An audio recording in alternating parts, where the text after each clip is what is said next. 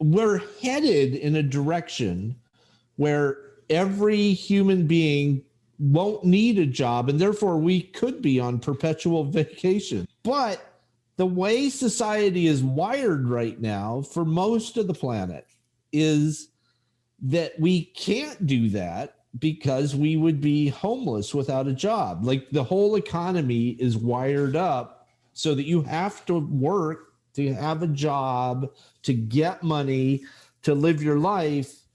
And this goes back to the Mars discussion. Like, if we're going to create a whole new society and a whole new economy, can we rethink it so it doesn't tie homelessness and jobs together? Can we unwire that so that as we get more and more automated, things get better and better and better for humans rather than worse and worse and worse? Are you curious about discovering ways of making your life better? Then welcome to my podcast. I'm Bob Nickman, and this is The Exploding Human.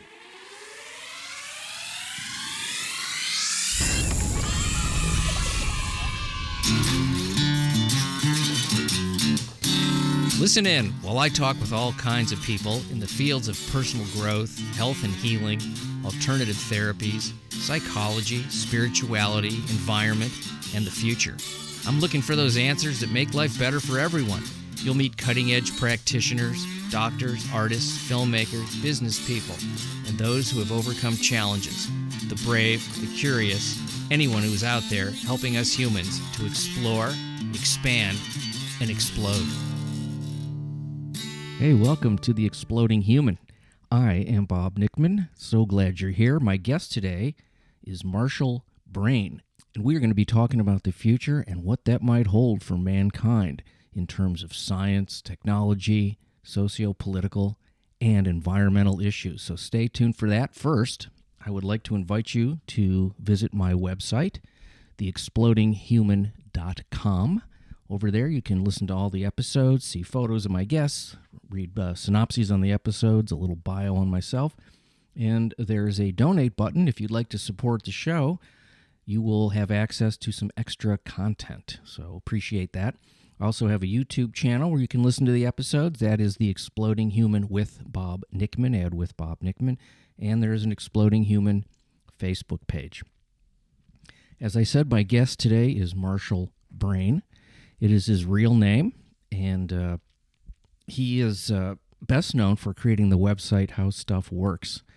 And he is able to take fairly complicated issues and make them digestible for people like me. And we're going to be talking about a lot of futuristic things like the colonization of Mars. I didn't know much about that, but we got to talk about it. And what are the problems that arise when you try to colonize another planet? We also talk about how complicated life has become here on planet Earth. We talk about artificial intelligence and climate change. And he's written a new book about some of the biggest issues our planet is facing in terms of survival long term. So we're going to be talking about some of that stuff. And Marshall is a delightful guest, really funny, really nice guy, and had a blast talking to him. So here he is. This is Marshall Brain. Okay, we're recording. Hi, Marshall. Hey, how are you doing today? Good. I am doing good. It's so great to meet you and see you. You got the cool beard, even though the audience won't see it. It's looking good. And first of all, I have a really dumb question. That's not dumb. It's is that really your last name? Brain? And yeah. You're a thinker, and you know, you had to become the guy you are just because of the last name, unless it's a showbiz name. I don't know. I could have been a neurosurgeon. This was my other career path. So this was not a good name to have in high school. I can tell you that, but it's a legitimate name. And if you go to Springfield, Ohio, there's a Brain Lumber Company in Springfield that's goes back to like my great grandfather. It's been there over 100 years. So it is a real name, and in Springfield, it's a well-known name. Okay, that's fair. I'm from Ohio too. I'm from Cleveland. Oh, nice. Yeah. I've gotten a number of Ohio people on this podcast, and it's fantastic. I relate. I was like, when I was listening to your voice before we started, I went, I know that accent. What part? It felt very Midwesty familiar to me. Interesting. Yeah. Interesting. And so maybe that's why I feel so comfortable talking to you. Plus, I have a really great chair. And a great background. Yes, this is my default background that I use. It's the virtual beach. It's a video that comes with Zoom. So if anybody wants to go on the virtual background aspect, you can. Obviously, most people know about that use Zoom. I want to start with the thing I didn't want to talk about, just because I get a little bio on you and the stuff you're doing, and you have this whole thing about colonizing Mars, which is way out there to me. And is it possible? Yeah, it probably is. So how do we do that? What's the reason? What can we learn from it now? And what do I wear when I get there? So the thing about Mars is it wasn't really on the radar until Elon Musk in 2016 got up on a stage at a legitimate scientific kind of conference thing, and he stated, I'm going to send 1 million people to Mars. And then it was like an hour-long presentation. He presented, here's how I'm going to do it. And he laid out his whole technology architecture for sending 1 million people to Mars. And he said it's doable. And I believe at that time, his time frame was around 2024. He was going to start shipping people off to Mars, and it might have shifted to 2026, but it hasn't. I mean, this is imminent, in the grand scheme of things. This is, as far as Elon Musk is concerned, this is a thing, and it's really going to happen. And I just was electrified by his talk. It was just so amazing to me that we could conceive of sending anybody to Mars in any near-term sense, and then to just be so audacious to say, let's send 1 million people to Mars, and to he could credibly do it. If anybody could do it, he's got the credibility with all he's done with SpaceX to do it, right? And so that night I started writing, and I ended up creating a whole book, because the technology of it is interesting, but the better part of it is, okay, we're going to send 1 million people to Mars. We have this just enormous blank sheet of paper. Well, what's it going to be like to live there? How are you just going to send, the United States Constitution and all of the stuff that happens in the United States to Mars, or are you going to invent something new? And then that lets you reflect back. Like if you were to create something new on Mars, we're talking from the socio-economic political standpoint. If you were going to create something new on Mars, what would it be like? And then why don't you reflect that back and start doing it on Earth right now? Like, why wait to do it on Mars if you have something super wonderful? If you're going to put the Star Trek economy on Mars, well, why not just do it on Earth today? Why not start, bubbles on Earth? Why not reformat Syria? There's a whole bunch of stuff you could do. And so this is what I mean. It was electrifying to me. I just started writing there are so many questions you would ask, and much and stuff. Every facet of life you'd have to figure out, all of it. What are the rules, basically? Exactly. It's so cool to think about. Like we could talk for a week if we wanted to about anything. Are there going to be guns on Mars? Yes or no? Someone's got to figure that out. Who gets to decide? What are the elements of the decision? Does anybody get to own a gun, or just some people? Or do you want guns if you're living in a big glass bubble? There's all this stuff. Yeah, it is pretty fascinating. And who goes and who decides who goes? Right. And what are the how long do you stay? Can you come back? It's all open. So there are all those questions like, is there going to be guns? Is there going to be meat? Is there going to be pets? Is there going to, like, who gets to have children and why and how many? I mean, infinite number of questions we could ask about that. And then what's the economy like? Is there money on Mars, or do we come up with some other system? I personally think money is kind of a bad idea the way we have it in the United States. So, there are other systems. Why not consider them? And that's just why it was so interesting and so much fun, really, to write about this idea. It is a little bit mind-blowing to expand your mind to those far reaches, not just physically distanced, but right, but just we have a chance to start humanity over and use it as or Mars is a test tube, and right. We can run experiments up there and bring them back. I'm talking about society experiments. Yes, exactly. I don't think I'm going to be around, and I'm kind of happy about that. Not if you listen to Musk. He's solidly convinced that he's going to start shipping people off, 5 years from now.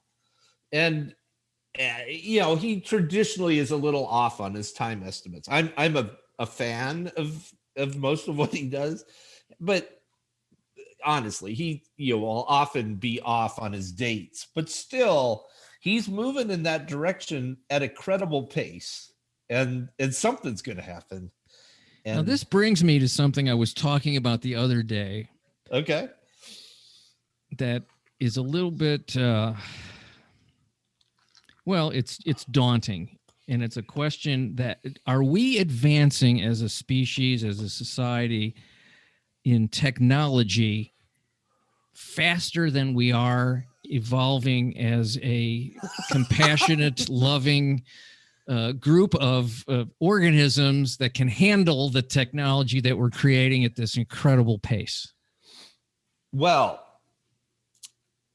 I have this, if I were to write my next book, it is going to be about how complicated life is getting for normal adults to live in the modern world compared to what it used to be like.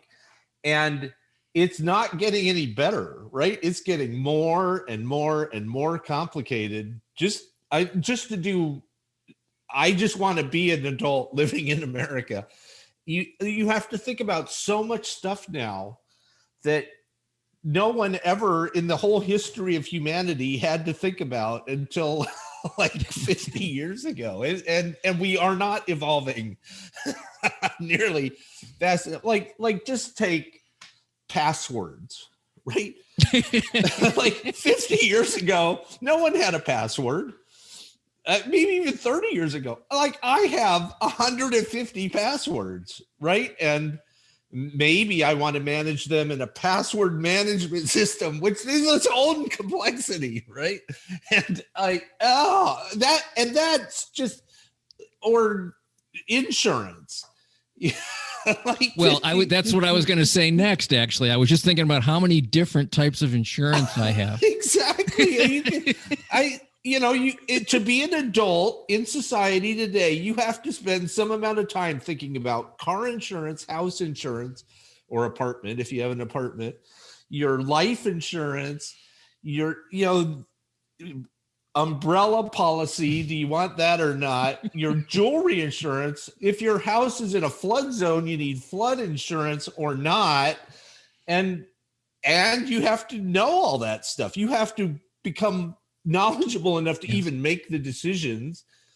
And it's crazy. Medical insurance, I didn't even mention. And long-term care, because we're going to need that because you're going to live longer. Or you could get disabled or dismembered. That's like the actual name of the insurance. Oh my gosh. I don't really want to think about getting dismembered, but I have to make a decision about it now. I was thinking maybe, what do I get if I lose a hand? Because I got to pay my property tax. Well, taxes is its own thing. There's 700 layers of taxation now. And if we just sat here and started listing all the stuff you have to think about stacked on top of an adult now, it's weird. It legitimately gives you pause to think about the complexity of living in modern society when 100 years ago or 50 years ago, no one thought about any of that stuff. It's weird. No, what it does to me is it removes us from nature in a way that we're I'm not, I mean, you're laughing, but nature. Yeah, right. What's that? You mean, what's that? That's why I have to have a virtual palm tree behind me. But it's blowing in the breeze. It's really cool. It is cool. It is really cool, but it's not, it's fake, but is it fake? Right. But you had to, we had to learn Zoom, and then you had to figure out how to change your background. And then if you want a custom background, that's its own thing. And you have to put the right resolution up there and the right frame rate, or it's not going to work. And that's its own little piece of complexity that no one had to worry about even a year ago, right? A year ago, we'd be on a telephone, but now we're on Zoom. And, the time it took to do that, I could have taken a nice leisurely walk with my wife and enjoyed being alive. But why do that? Right. It's all been so tiny incrementally, the boiling the frog thing, that there's going to come a point where it's just too complicated. We can't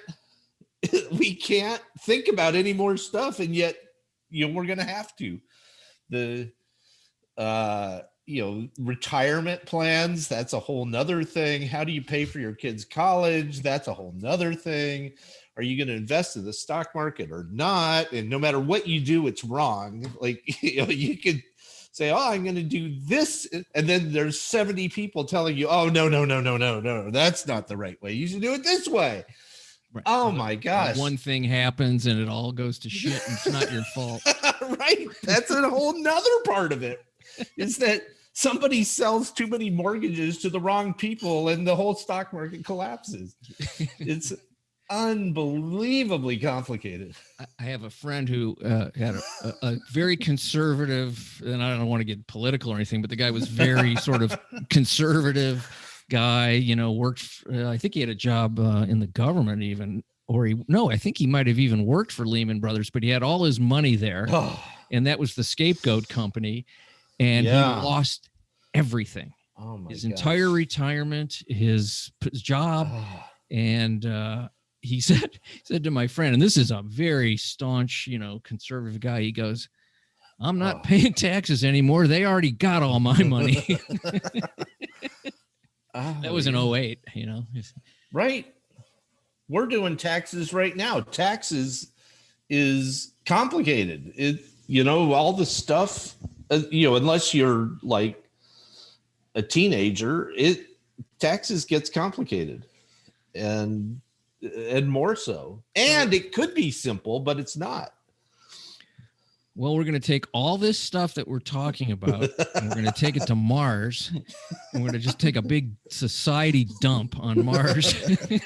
No taxes, no insurance, no passwords.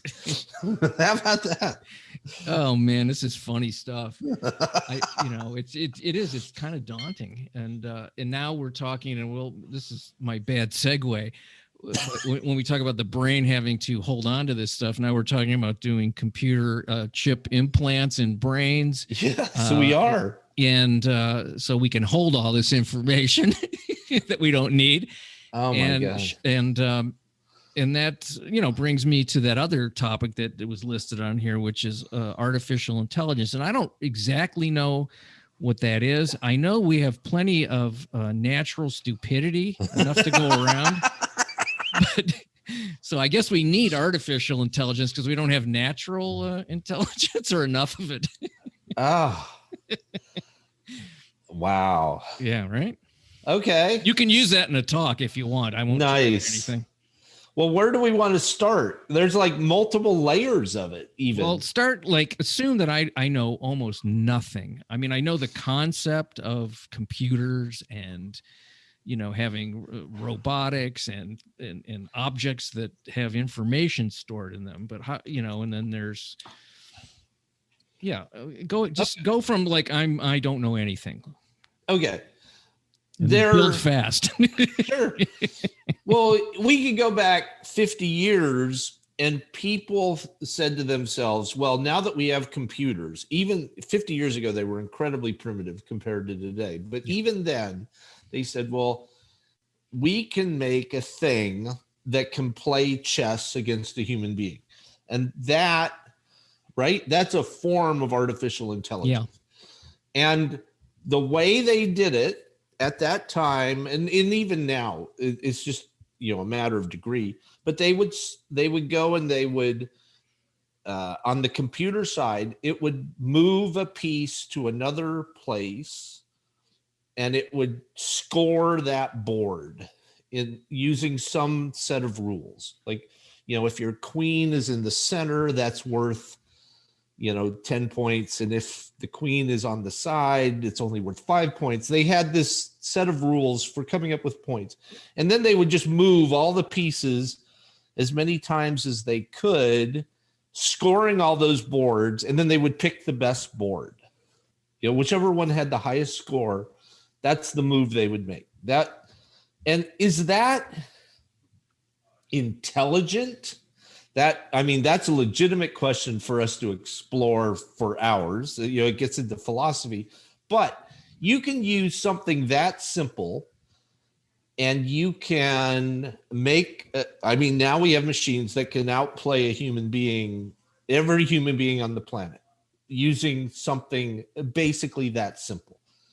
And that's because you have so much computing power now, you can just brute force it. You can go through every possible move in the universe practically, not quite, but you get close. And the computer knows how to play chess better than a human being. That's the simplest, and it can play any game. You can come up with some set of rules that will let you play. Now they're even playing poker, and that involves some level of psychology. So that's kind of the next level of artificial intelligence. But I think the thing to understand about the game is that the computer's playing it completely differently from the way a human would play it. Like, we use our visual processing system to understand patterns and all this other stuff. But it's a completely valid way to play, and it happens to be able to play a lot better than a human being because it has more computing power. So then we see things like self-driving cars, right? That's another kind of artificial intelligence. Used to be 10 years ago, only humans could drive cars because we hadn't figured out how to do it. Well, now we can put a bunch of cameras and radar and LiDAR and GPS and all that stuff. We put it in a car with a big enough computer and boom, it can drive. It can stay in its lane. It can stop at stoplights. It can avoid hitting pedestrians. And again, is that intelligence like human intelligence? And no, it's just different, right? So then you get a level up from that where there's a good chance that we're going to create consciousness, like a system that is able to start talking and thinking like a human being thinks. And presumably it'll have an ego and it'll be a thing. Like it'll be a thinking thing. It might not think the way we do it, but it'll have the same result. And then the singularity is where that thinking thing is able to start modifying itself and making itself better. And now it's twice as smart as a human. And then it's 4 times as smart as a human. And then it's 8. And then like that, the singularity is when you would develop super intelligence at a level that we can't currently comprehend because we're so primitive. So then I shook when you were talking about that. I don't know if you noticed, my head was going, the idea of creating consciousness, even if it's a little bit different than ours, that can then create more of itself with improvements over time, making humans obsolete. Is that what we're saying? Or then what's the point of creating it in the first place if we're going to create the thing that's going to get rid of us? And what does that mean? I mean, can it love? Can that consciousness be capable of loving? Because it's not a living, breathing entity, or is it? I mean, and then does it go beyond that, and we don't even need an actual physical thing? Now we've evolved to just consciousness, and we're space, and we're just now I'm freaking myself out because I can't even go this far. And do you like my shirt? Really is what I'm asking. A lot of people have done a lot of thinking about the singularity. There's books about it and movies and all kinds of stuff where this super intelligence, I've written a book called The Second Intelligent Species, How Human Beings Become as Irrelevant as Cockroaches. Because first, it's almost inevitable. Like, you ask a valid question, should we stop doing this, stop researching it? But someone's going to do it. That's not going to happen. That's not right.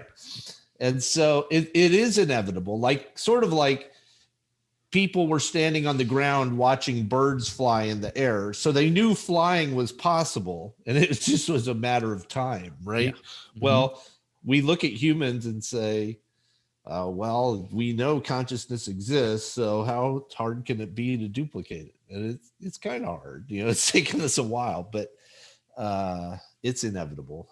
I wonder what it is about being human that we want to duplicate ourselves. It's like it's not traumatic enough to just be us. We gotta let's create more of this. What we're doing right now is we're picking off different pieces of it. We picked off the chess playing piece of it, and the driving piece of it, and the talking. I've got Siri on my phone, and she'll talk to me, and we just pick off different pieces of it, and eventually we've picked off so many pieces that we glom them all together, and boom, we have something that is a lot like a human being. And then are we going for some kind of an immortality of this new species? Is that what happens? Well, I guess. That's where we get into the realm of speculation. But one of my thoughts, if you think about this super intelligent species, is that this process is likely to have happened more than once in our universe. There's so many stars and so many planets. I mean, we're talking about quadrillion planets in the universe. It's quite likely that another intelligent species has arisen, and it would have gone through the same progression we did, or if it's as smart as we are, it's gone through the same kind of progression, and it's developed its own super intelligent species, and all those super intelligent species would be the same, right? Because they just absorb all the knowledge in the universe that they can, and they would all come to the same conclusions, and they would all come, it's like all those super intelligent species would be the same. And so there could be 50 super intelligent things out in the universe, and they're just sitting around waiting for our super intelligent thing to arise. They don't care about us. They're just waiting for us to make this super intelligent thing that says, oh, all I got to do is, get on the subradian network and I can talk to these guys in real time. And that's why we don't see other intelligence in the universe, is because they're all super intelligent and they're just hanging out waiting for us to get to their level. But then That's my next question would be, are they kind of bored and thinking like, you know what, let's take some of the beginning and put it on a microscopic slide and we'll see what these people do, which is us. And we're just being watched as like an experiment by these super intelligent beings. exactly. That's one theory, a completely valid one, because we don't really know what's going on. Another one is that we're actually inside a computer simulation, and that some super intelligent being is running on their desktop computer like The Sims, and we're just a bunch of computer bits for somebody else's entertainment. So why do I have such a big ego? If that's all I am. Yes, there are many possibilities if you sit and ponder these things. This I didn't know we were going to go this way, but I'm enjoying it because it's so vast and hilarious at the same time. And, it is artificial intelligence.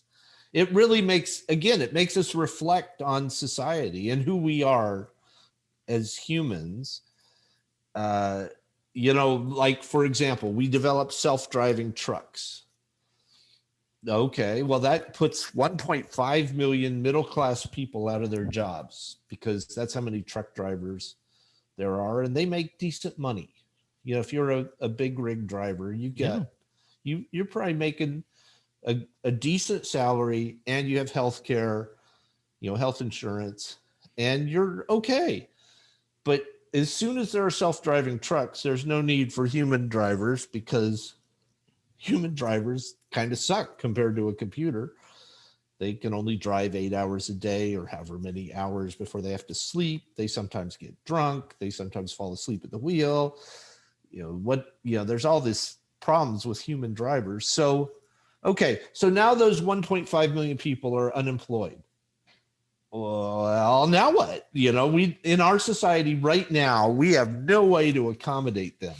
Yeah, and not only are they unemployed, but all the ancillary people that support those people with housing, clothing, insurance, again, medical care, all the stores that are supported by those people. And then we're going to the drop-off warehouse. It's now all automated, so there's nobody there. And it's in the dark because they don't need lights. So the people working at the electric company are now out of most of those jobs are cut in half. So, it just sort of balloons to this thing where, we don't have to do any work, but we got nothing else to do. Right. So we're headed in a direction where every human being won't need a job, and therefore we could be on perpetual vacation, sunning on the beach that's in your background. That doesn't seem healthy to me. We could, but the way society is wired right now for most of the planet is that we can't do that, because we would be homeless without a job. Like, the whole economy is wired up so that you have to work to have a job, to get money, to live your life. And this goes back to the Mars discussion. Like, if we're going to create a whole new society and a whole new economy, can we rethink it so it doesn't tie homelessness and jobs together? Can we unwire that so that as we get more and more automated, things get better and better and better for humans rather than worse and worse and worse? Well, it also goes under the assumption that better would be more leisure time. Is that what we're talking about? Or are we just going to be a contemplative culture? And what happens then? We just like eat and have sex and sleep and talk, and that's it. And there's no sense of, it doesn't sound bad for a couple of weeks, but then at some point you're going to go, I don't feel very worthwhile. Isn't that part of the human experience, is to feel productive and vital and accomplishing of something other than, not many people are contemplative thinkers 15 hours a day. Right. It does. Like, if we are all on perpetual vacation, how is that? Like, what does that mean? Right? We've never experienced, most people, but I can tell you that if you go and say reach a point where you can retire, that is something of a simulation of what we're talking about, right? A person has been working for their whole life, and then they get their gold watch or whatever they get today. I don't even know. And they are retired. They get whatever pension, and they get their Social Security, and Medicare covers their medical costs. And they're pretty, if you've planned a little, you're pretty much set. And I can tell you from knowing people, they can like just start golfing all the time. That is a valid modality. They couldn't do that when they were working, but now they can. And so they go to live in the villages in Florida, and they golf all day long, all the time, or they are dancing with friends, or that's a valid thing. Some people, they do that for 3 months, and it's like, oh my God, I'm gonna pass out. I can't. I seem useless. I have no purpose. I'm just golfing all the time, and I've had enough. So those people, sometimes they devote themselves to their family. They say, well, okay, I've got 3 kids and 6 grandkids. How can I make their lives better? And there's all kinds, and that's a valid. Or they could start a new career. I have a friend who's on the 4th third of his life. So in his view of the world, you have the first third of your life where you're kind of a teenager and a young adult. And then you have your career and family years. And then you have your retirement years. But he's over 80. And as far as he's concerned, he should have died by now. So he's in the 4th third of his life. I get that. Right. He's in the bonus years, or the frosting, or whatever you want to call it. Yeah, right? I get it. I'm headed toward that. Okay. I think. And so he's freaking starting another company, right? He is like, I'm totally living on borrowed time here, and I'm just going to go for it until I can't move anymore, until the batteries run out, or however you want to express it, and he's gone. I'm going to start another company and go for it, because he's like, I don't have anything else to do. I got to do something. Well, he wants to feel productive, so he's right. A vital part of his own experience, and probably helping other people, giving people work. But what happens to somebody who's born into the, if we evolve into this, you're born into it. There is no middle years where you're working and trying to accumulate. That would be, you're a perpetual, 15-year-old. What? That's Paris Hilton. Yeah, exactly. And is that somebody you want to be? You do a sex tape, and then you start showing up at clubs and getting paid $25,000 for doing that. Well, how many of those can there be? A lot. Have you been on Instagram? There's a lot. So, I said I wanted to stay away from the doomsday stuff, but we're in it now. We're in uncharted territory. There's that funny joke or story about have you heard this? Like a stockbroker or an insurance salesman or someone goes to Mexico, and there's a guy on his boat fishing, and he goes out and he catches his fish to eat dinner that night. And the guy says, well, why don't you get 2 boats, and then 5 boats, and then 15 boats, and get more and more fish, and then you could sell the fish, and and the guy says, what am I going to do after I do all that? I'm going to want to just get in my boat and fish. That's like, why bother? Like, he's happy now, right? There's no reason to amp it up and make a conglomerate that harvests fish when all he wants to do is be in his boat fishing each day, so he can come home and be with his family. a lot of what we do probably doesn't make a lot of sense. Well, yeah. I mean, as a species, we're really good at distracting from the actual living in the moment kind of thing. So it makes a lot of sense to maybe think about that Right. before we act. And the first one of the first thoughts that came to me when we were talking about this sort of pseudo idyllic existence, there's a part of I was talking about this with somebody, I can't remember who. We were talking about there's sort of an instinct that people have when you see somebody that you don't know, or they're from a different tribe of whatever you want to mean by tribe, and there's a visceral human reaction of mistrust and either fight or flight. Usually, let's say it's fight, and this is to me like, we're living in this thing, and are we going to start more wars and start killing people just because it's like, they're doing it different, they're doing ideal living different than we are. And it's also, there's an energy to that aspect of humanity that we haven't gotten past, which is mistrust and hatred. And how do we get past that stuff? Because that's the stuff that really, to me, is why we don't advance, not technologically, but in the more important ways, as far as I'm concerned.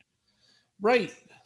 The hatred thing seems inexplicable because it's so useless, right? It's like you're just pumping negative energy into the universe for the purpose of making somebody else miserable, right? And no one would want to be on the receiving end of it. Nobody. Like no one, right? And so it seems inexplicable, but I think if we were to bring an educator in here, an educator would say, you know what?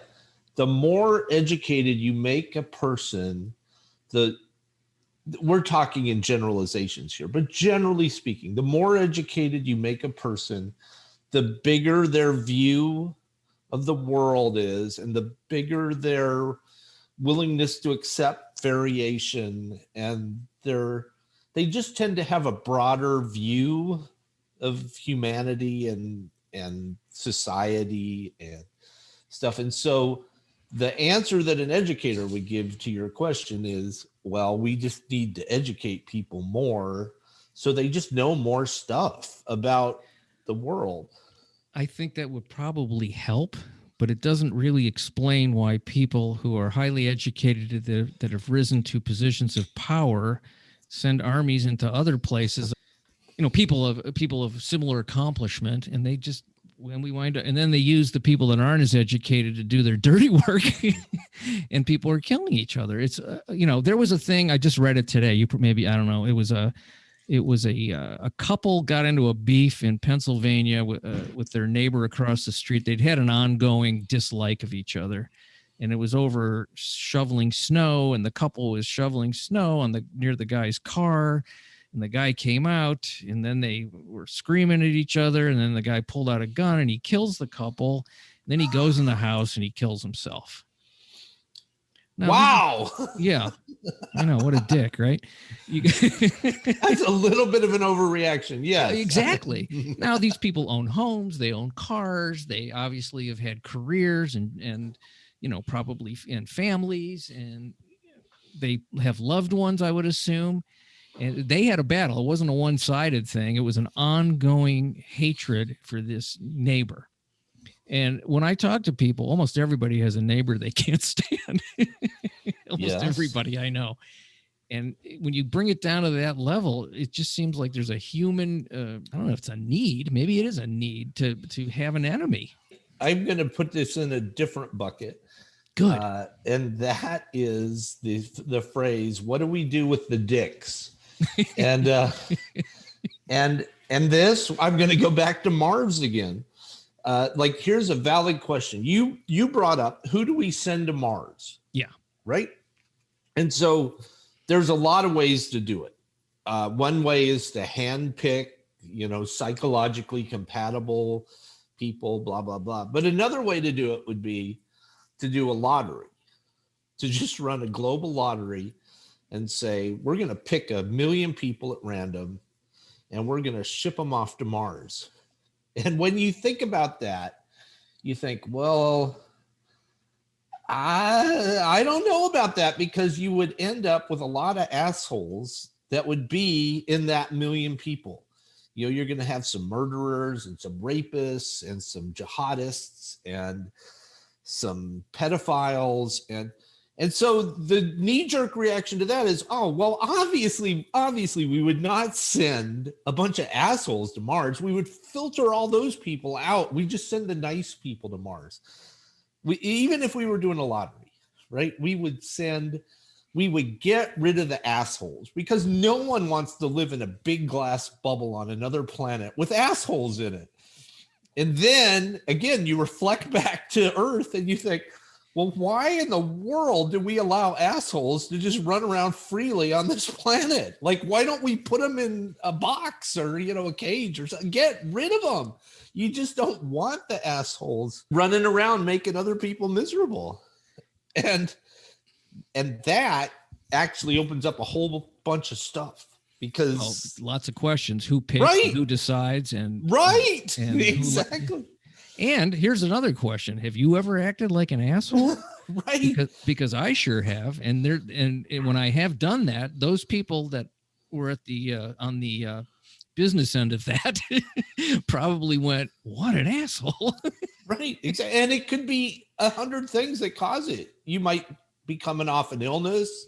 You might not have gotten enough sleep last night. You might have had a bad dream while you were sleeping, and it just, the old waking up on the wrong side of the bed thing. And then, someone bumps into you in a doorway, and you, instead of just brushing it off, you react. I mean, there's lots of triggers exactly that can cause a normally rational person to go over the line and become, I mean, there are people who are legitimately assholes all the time. And if they're professionals. Right. If we want to get political, we can rattle off a couple right now, but I'm not going to do that. But there are legitimate, full-time assholes that make a career out of it. But you're right that just a random, like the guy who shot his neighbors, maybe he was drunk, or he took some pill that reacted badly, or he suffered a mental breakdown because his son died the day. I don't know anything about it. Right. Yeah, I don't either. I don't know, I don't know his history, but they had a long history of being jerks to each other, and it escalated. Right. And so, okay, here's another thing I'm thinking. This is really fun because it's so, I haven't had a podcast like this ever, so I'm really enjoying it. Now we're on the spaceship, and I get a seat next to you, and I look over, and you remind me of some people that I didn't have a great time with, or you look a certain way that bugs me, and I go to the person in charge. I'm not sitting next to that guy. It's a long trip. I don't want to be near him. Now I'm a racist or whatever I am. And so by my training here on Earth, I am now bringing this concept with me to Mars. And I'm not really an asshole. I've just got some built-in bias based on my history. Yes. But I would sit next to you. Well, I can think of a lot of reasons not to. I talk too much, and my wife says I snore. I don't believe that, but the fact is she believes I snore. So we're going to go back to Mars again.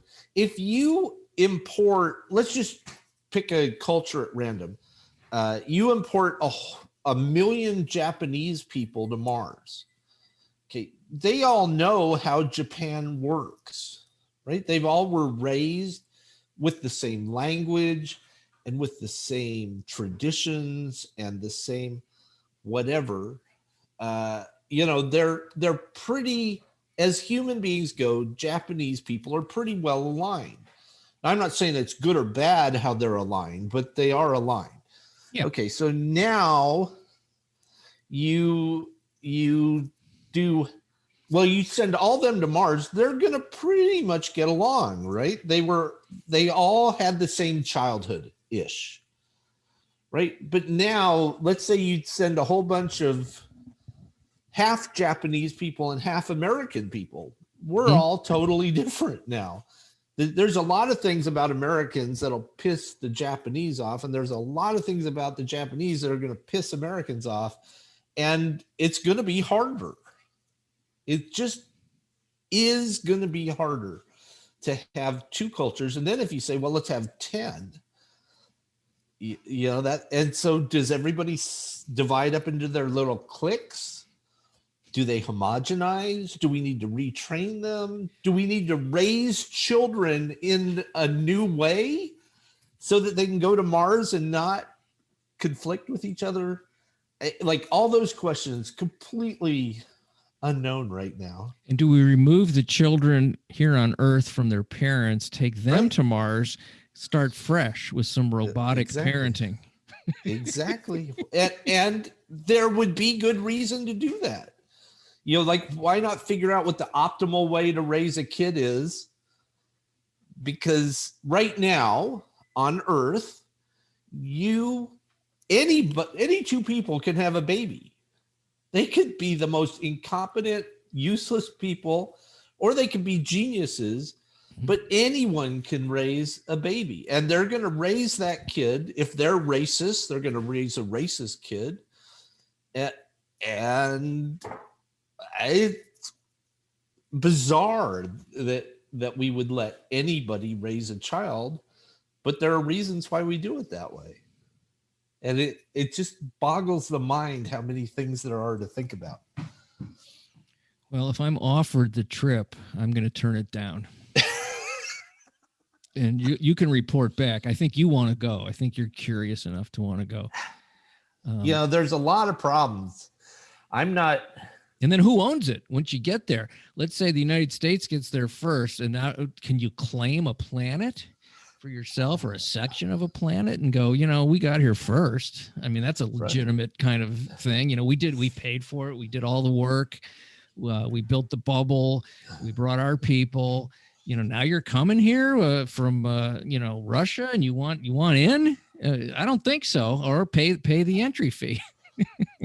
Well, and that gets into, like, is there going to be war on Mars? Like, if there's an American bubble and a Russian bubble and a China bubble, and somebody decides they don't like the other bubble, do they launch nuclear missiles upon it? And history would say yes. Absolutely. Right. And not only that, I'm going back to the all Japanese rocket ship. I think even within that rocket ship, because people are the way they are, you're this kind of Japanese person that I don't like, and you're this, what I mean? I think there's a need for people to differentiate and dislike. I don't even think that's like a dystopian kind of a view of humanity. I just think it's a natural. I just think it's a natural sort of survival, visceral reaction to anything that could be perceived as a possible threat to survival. Right. That it made sense when we were little tribes, a lot like chimpanzees. Chimpanzees have little tribes, and they have in-group and out-group stuff. Except they're way stronger than we are, so they just rip apart anybody they don't like. But that's our programming, and it all made sense, a million years ago. It's amazing that we've gotten this far. It really is. Let's talk climate change, since that is actually something we could possibly do something about.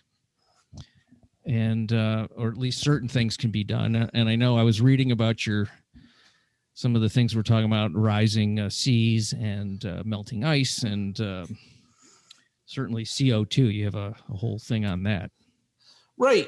So I was able to write this book called The Doomsday Book. And About a quarter of it is about climate change, because we talk about climate change like it's a thing. But the unfortunate fact is that that one thing is an umbrella actually for about 10 different effects, Yeah. all of them catastrophic. It's not so Why are we great. laughing? I know. Because you have to. Right. Yeah. Sanity is a thing. And in the current situation we're on a train headed toward catastrophe. And we, like, to use the train analogy, we appear to be locked on the tracks. Like, we can't stop ourselves from letting this catastrophe unfold, is how it appears. Unless humanity were to really get its act together in a couple important ways, we're going to wreck everything. And so you mentioned rising seas. That's a thing. And it's inevitable on our current track. And it's going to take out hundreds of important cities at immense cost. Like, just think about New York City. Like, that's one city. There's trillions of dollars of buildings and infrastructure and stuff there, and it's all going to be gone. And then you multiply that by hundreds, and that gives you a sense of where we're headed. And so you would think, if we were sane, rational people, that we would step back and say, okay, we can't possibly allow that to happen. And then we would step back and we'd say, okay, how do we stop that from happening? And then we would do that.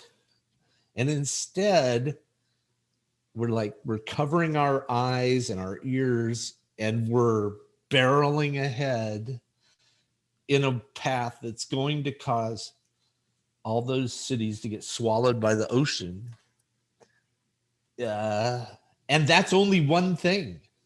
Like, that's only one part of the climate change catastrophe that's coming toward us. And it's unbelievable to think about it that way. Somebody was telling me that they read a report that they were talking to somebody from Wisconsin. They said to the person, "Oh, I just read this thing that's the place to be when the temperatures rise on Earth. That's one of the ideal places because it'll stay, it'll get hotter, but it won't be too bad." The fact that there's a list of cities that'll be, best to run to live the longest. Nice. Right. Canada will be in great shape. Right now, Canada's kind of cold in the winter and uncomfortable, but it'll be temperate. It'll be quite, Canada will be a great place to be. Plus, it has these beautiful forests covering most of it that haven't been raped yet. And with any luck, they will survive. And that whole, I'm forgetting what the name of that region is, but it includes Canada and Siberia. The above the Arctic Circle is part of it. And then, something, I'm forgetting the name. To live thinking that way is just so creepy. And the other thing is that, the people that are advocating for changing things so this doesn't happen are considered way out there. It's considered like overly progressive thinking. Like survival is it's like, oh, those progressive, they just want a Green New Deal because they're woo-woo and they don't really understand money and what's important. And they're actually marginalized and ridiculed by people that are in positions of power to keep this thing going. Yes.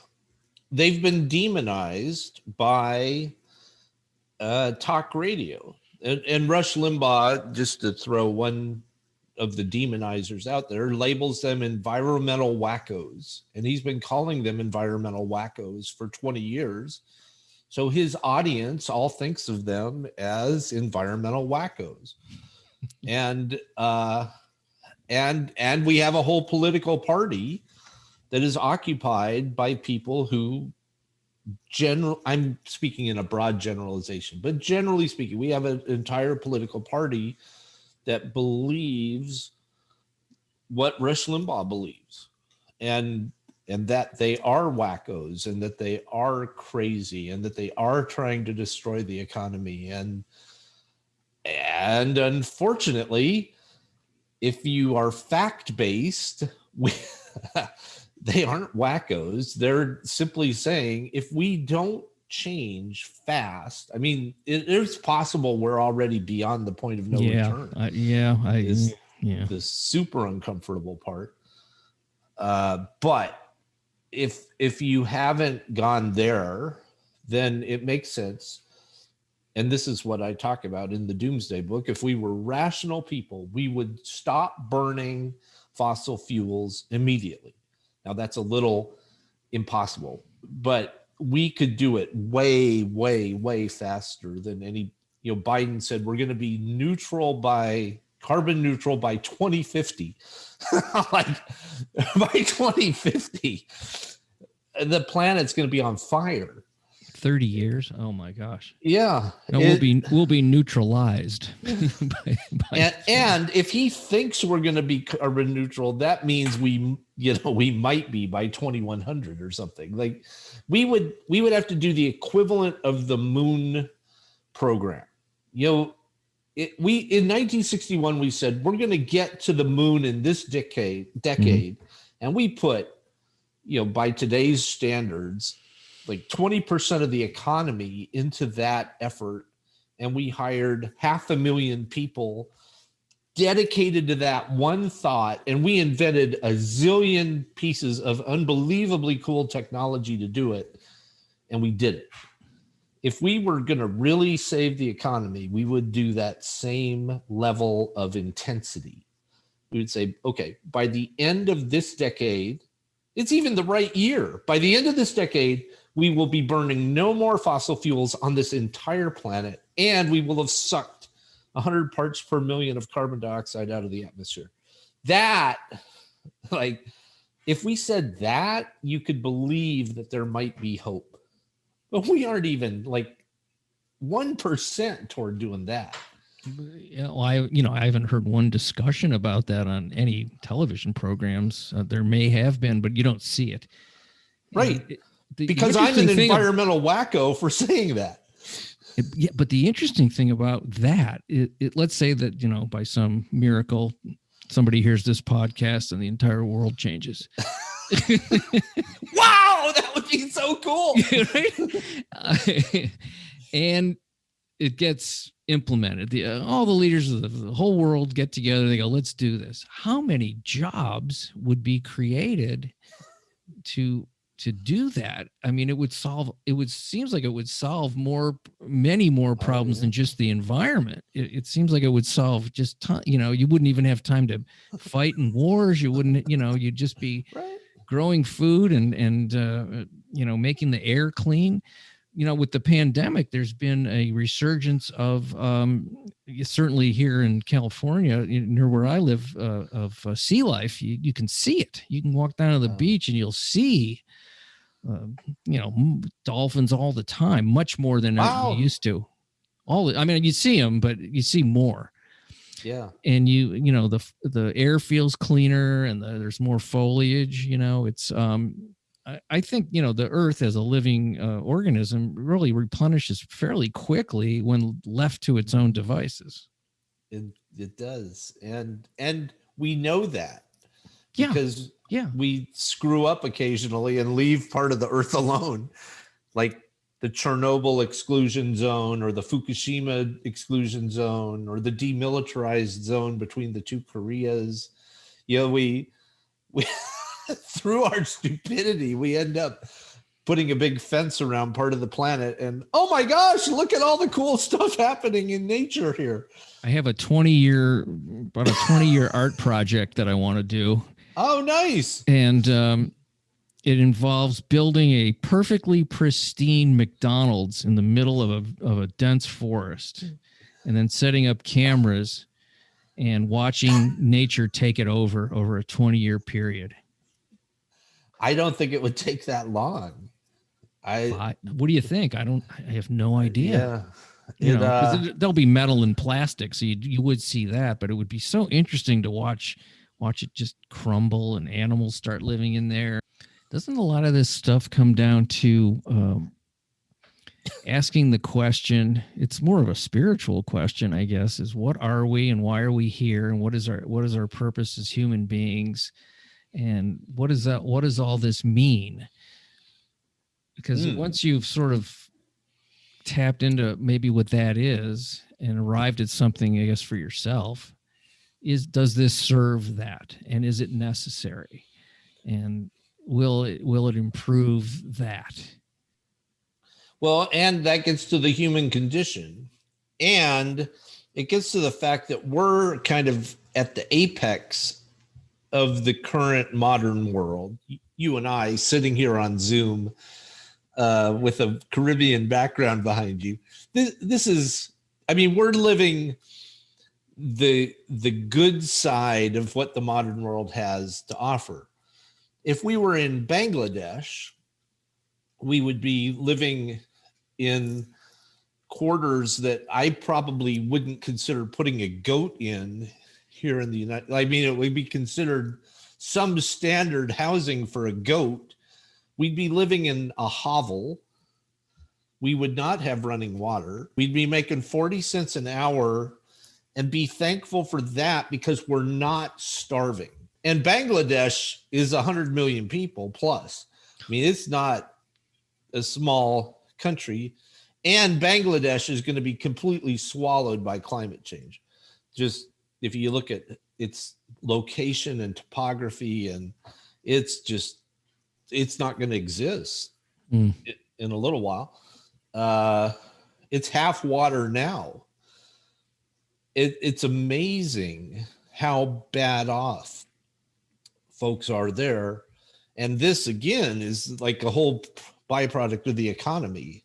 Had the economy been wired differently, they would not be working for 40 cents an hour because we would have some level of equality and morals. I mean, it's horrible. It's horrible. This T-shirt, there's a very good chance it was made in Bangladesh by people making 40 or 60 cents an hour and living what we would consider to be just completely degrading lives. Well, and I have an iPhone in my pocket. Well, it wasn't. It was made by folks in a slightly better situation, but not much. And why? And meanwhile, we're over here in the United States owning iPhones, right? Like we actually have one in our pocket and consider it, a necessity practically. I mean, can we live our lives without an iPhone now? No, I don't think so. No. Right. That disparity across, I think the statistic is 70% of the planet makes less than $10 a day. And that's roughly $1 an hour, right? Those folks are never going to fly on an airplane. They're never going to have a washing machine. They probably don't have health care. It's impossible to imagine that. And we don't think about it for 1 second here because we don't see it. Our dogs live better than probably 70% of humanity. I mean, you just flip on the television and you look at all the stuff for dogs. Dogs get health care. They have brands of food devoted to them. You can get light up collars. They have beds. A lot of people treat them like children. They are actually, practically humans. And they're living better probably than 70% of humans. Yeah. It's amazing. People come to your house and wash them and give them haircuts. Right. They will. Bows in their hair. Wow. There's a 24/7 dog washing station in Raleigh. I live in Raleigh, North Carolina. They advertise like, bring your dog. It's like a car wash, but it's a dog wash. So that you can wash your dog any day, anytime. And that makes sense. That in our economy, it makes sense. There's a lot of dogs and people, you don't want to do it in the bathtub because they splash all around and, it's a Sure. mess. Yeah. So you take them to the dog washing station and, and you pay money to bathe there are people who won't get to bathe because there's not enough water for them to bathe. It's amazing the disparity across the planet. And yet this is how we've designed our planet.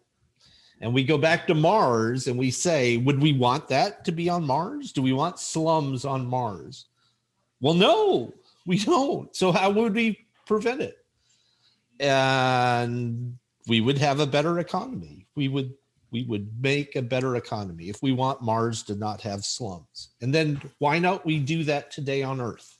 I guess there's really no we in a sense. There's no like sort of people at the top of the we that can make these decisions. It's we as us, and as us, we don't do that because we're busy with survival and not thinking about things, which is a lot of it, and upending entrenched systems that most of the people would consider, a risk to their own incomes if we change them. I don't know. That makes me go into the hopeless territory, and I don't like that. I almost feel like kind of ugly and dirty when I think about the rest of the world being like that. And I'm not doing enough somehow, but what do I do other than vote and, just take care of my corner of the planet? We know that there has to be a better way, but you and I as individuals are powerless to make it happen. And the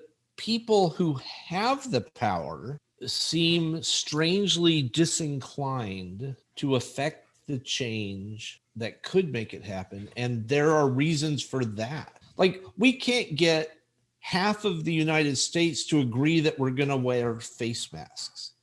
That seems like a pretty simple thing. Like, hey, we just want you to put on one extra piece of clothing because it could prevent thousands or tens of thousands or even hundreds of thousands of deaths. If you would just wear this one extra piece of clothing for us, we could keep 100,000, 200,000 people alive.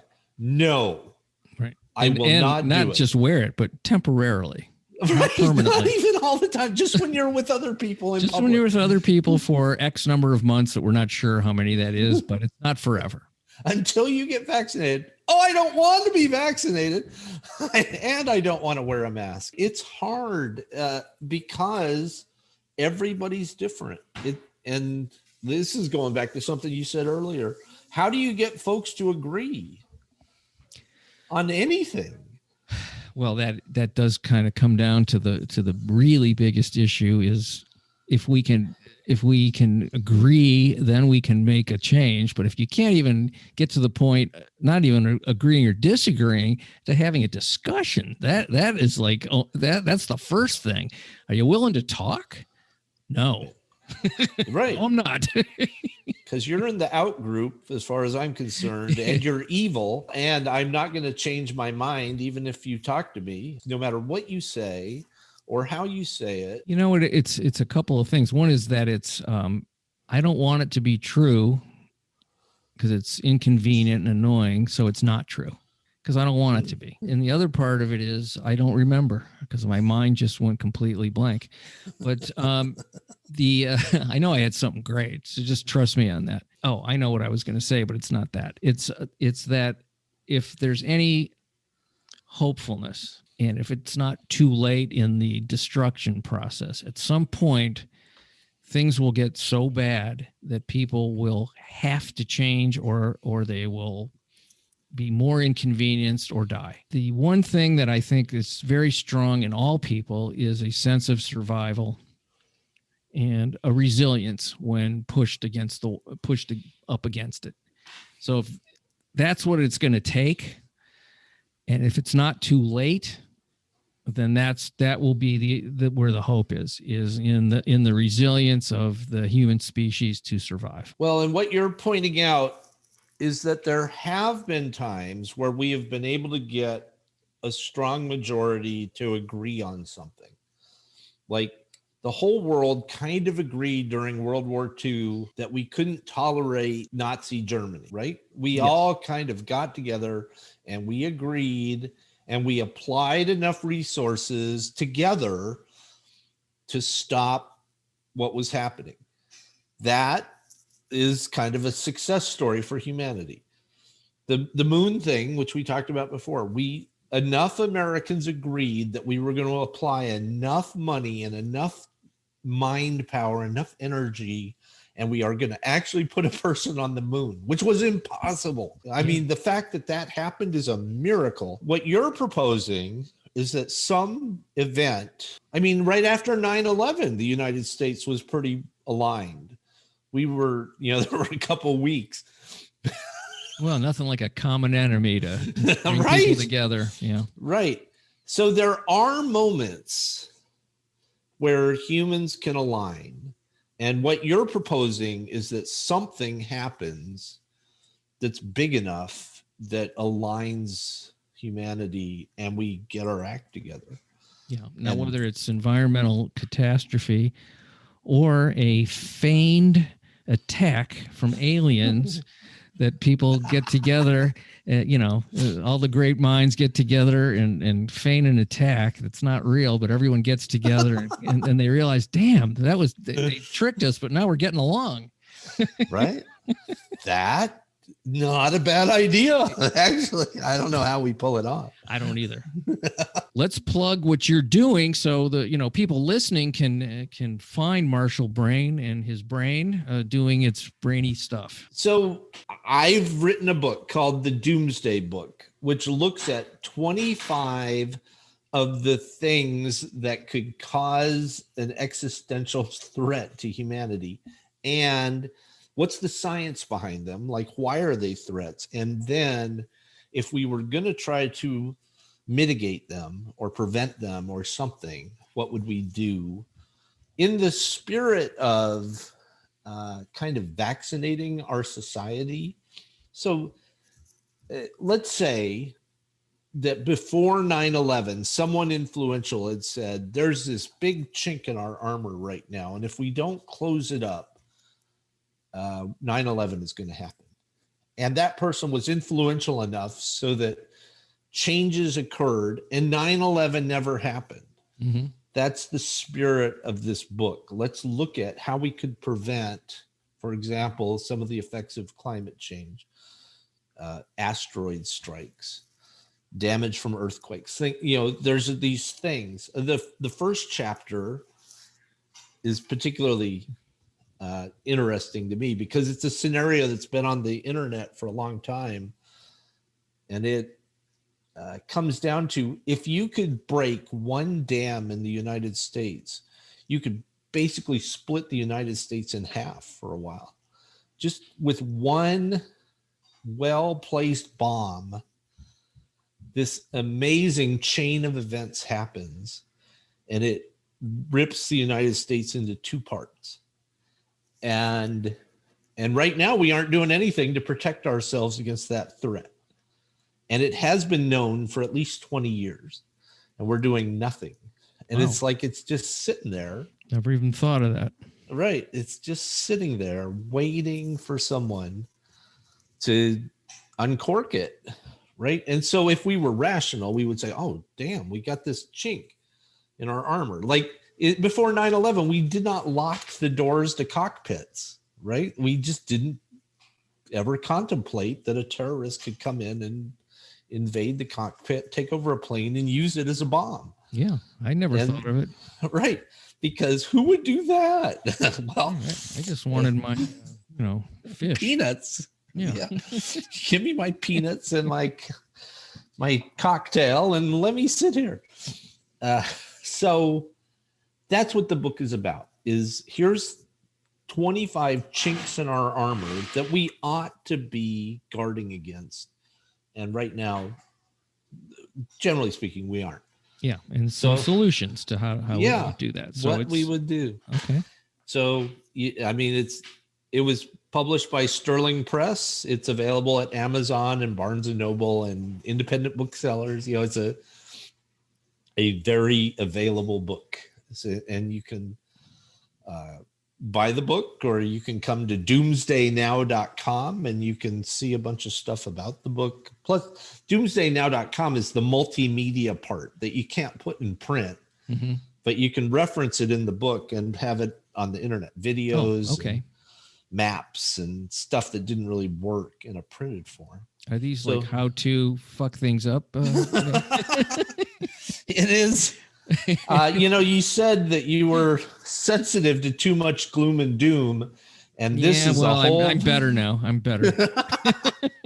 So, it's a bunch of videos that lay it out, and you can go to doomsdaynow.com. If you ingested that whole volume of, that's just the multimedia aspect of the book. It really makes you rethink how things are right now and how things could be. And do you have your own website with your name attached to it? Oh, sure. Yeah, you can come to marshallbrain.com. Most of what I've written is available there for free. Like the whole Mars book is there. My most popular book ever is called Mana, which is it's 2 views of humanity's future. What the current economy would be like once we have robots that can do everything, and what a better economy would be like in Australia in that case.